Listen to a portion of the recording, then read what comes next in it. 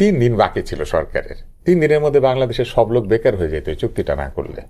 3 দিন পরে তারেক রহমান এই চুক্তিটা স্বাক্ষর করলে ওনাদের বিরাট অসুবিধা হইতো। সেজন্য এপ্রিল মাসে এই চুক্তি নিয়ে আলোচনা শুরু করে কাউকে কিছু না জানিয়ে এটার মধ্যে গোপনীয়তা শর্ত রেখে ওনারা মাত্র 3 দিন আগে ওনারা এটা সাইন করেছেন। মানে ওই 3 দিনের মধ্যে ট্যাক্স বসে যাইতো এবং বাংলাদেশের সব লোক বেকার হয়ে যেত। মজার ব্যাপার হচ্ছে 3 দিনের মধ্যে একদিন ছিল সরকারি ছুটি, কারণ ইলেকশনের আগে ছুটি দিয়েছে। আসেন শেষ করি। ট্রেড এক্সপার্ট দিয়ে এটা করাতে হবে। আমি একটু জানতে চাই এই চুক্তিটা করার সময় কতজন ইন্টারন্যাশনাল ট্রেড এক্সপার্ট অন্তর্বর্তী সরকারের হয়ে আমাদের হয়ে নেগোশিয়েট করেছিল? কতজন? না, আমাদের এখানে বশির ছিলেন, শেখ বশিরউদ্দিন ছিলেন। হি ইজ বাংলাদেশের one of the largest exporter, ব্যবসায়ী এন্ড এক্সপোর্টার, ট্রেড এক্সপার্ট না। উনি একটু আগে বলেছিলেন, শেষ করি ওনাদের উপদেষ্টা, যে উপদেষ্টা নিজের নামে প্লেনের লাইসেন্স নেয়, যে উপদেষ্টাকে বিমানের এমডি হয়, যে কিনা কনফ্লিক্ট অফ ইন্টারেস্ট বোঝে না, উনি খালি নামটা বলুক না। ইন্টারন্যাশনাল ট্রেড এক্সপার্ট এনে সেমিনার করে এই চুক্তির ভুল ধরে দিতে হবে। ওনাদের এখানে ইন্টারন্যাশনাল ট্রেড এক্সপার্ট কে ছিলেন? আমি রেসপন্ড করি। আমাদের এখানে উত্তর দিতে পারবেন তো? আমি প্রশ্নগুলো শেষ করি। আপনি তো মানে বক্তৃতার মাঝখানে এসে ঢুকে পড়েছেন, বিতর্কের মাঝখানে। আমি প্রশ্নগুলো শেষ করবো, আপনি উত্তর দিয়ে, কোনো অসুবিধা নেই। ইন্টারন্যাশনাল ট্রেড এক্সপার্ট এনে এটা আমাদেরকে এখন প্রমাণ করতে হবে যে এটা ভুল। আনু মোহাম্মদ কি বুঝে? আনু মোহাম্মদ বুঝে না, কিন্তু উনি তো অর্থনীতির অধ্যাপক মনে হয়। উনি অর্থনীতি বুঝে কিনা একটু পরে, হ্যাঁ একটু পরে অর্থনীতি উনি বুঝে কিনা এটাও প্রশ্ন করতে হবে। অর্থনীতি পড়তে গেলে আন্তর্জাতিক চুক্তির একটা অংশ অর্থনীতিতেও পড়তে হয়।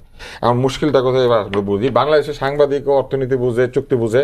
বাংলাদেশে আকিজ বশির সাহেব, যে বশির সাহেবের বাবাকে আমি চিকিৎসা করেছি, খুব কাকতালীয় ভাবে ওনার বাবাকে আমি চিকিৎসা করেছি আজকের এই অনুষ্ঠানে, এবং মানে আমার জাতীয় ওনারও আমি চিকিৎসা করেছি।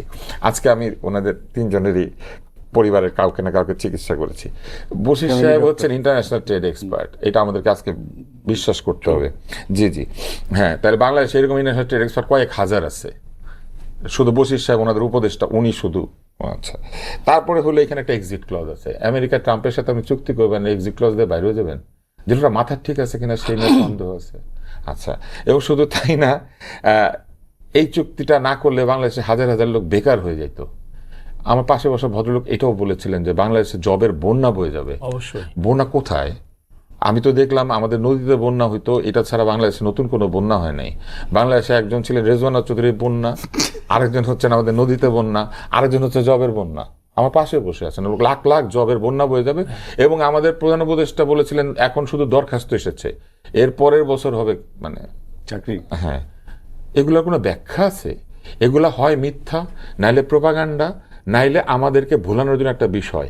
এবং সবশেষে যে কথাটা বলা হয়, এই অন্তর্বর্তী সরকার সব ম্যান্ডেট ছিল, তাহলে 5 বছর না কেন, 50 বছর থেকে যাওয়ার একটা আশা প্রকাশ করছিল না? 18 মাসের মাথায় ইলেকশন দিল কেন? এত ম্যান্ডেট থাকলে, তাই না? সব ম্যান্ডেট ছিল অন্তর্বর্তী সরকারের, সবকিছু করার ক্ষমতা ছিল।